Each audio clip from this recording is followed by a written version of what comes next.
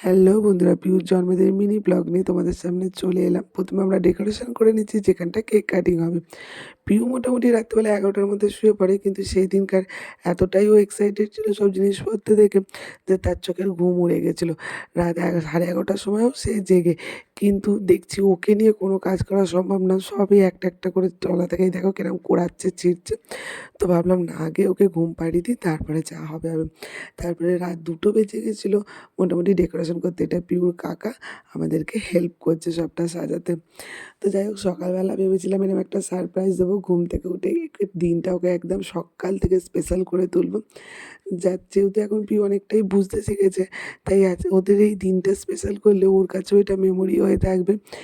জানি বড় হতে হতে হয়তো এই দিনগুলো আর মনে থাকবে না, কিন্তু তবু তো মা বাবা হয়ে ইচ্ছা করে যে জন্মদিনের দিনটাকে একদম স্পেশাল করে তুলতে। তাই নিজেদের সামর্থ্য অনুযায়ী যতটা পেরেছি ওর দিনটাকে সেইভাবে গড়ে তুলতে চেয়েছি। এটা ছিল আমার তরফ থেকে ও একটা গিফট।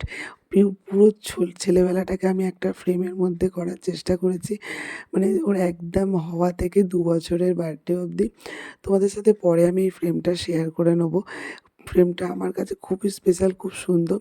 তো প্রথমে সকালবেলা ঘুম থেকে উঠে পিউ যেহেতু বা টাইম হচ্ছে 9টা, মানে 9টা বাজে ঠিক 1 মিনিট বাকিতে আমি একটা ছোট্ট কেক কেটে নিয়েছিলাম।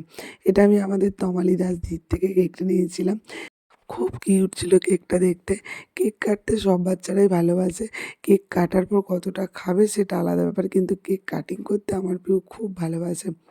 দাদু, ঠাকমা, কাকা, মামা সবাই মিলে ওকে যখন উইশ করছে, ও তো খুব হ্যাপি। যাই হোক, তারপরে চলে আসছি স্নানের পর্বে।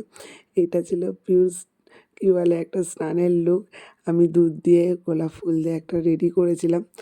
তো পরে আসছি নেক্সট ভিডিওতে, বাকিটা শেয়ার করব তোমাদের সাথে। আজকের ভিডিওটা এখানেই।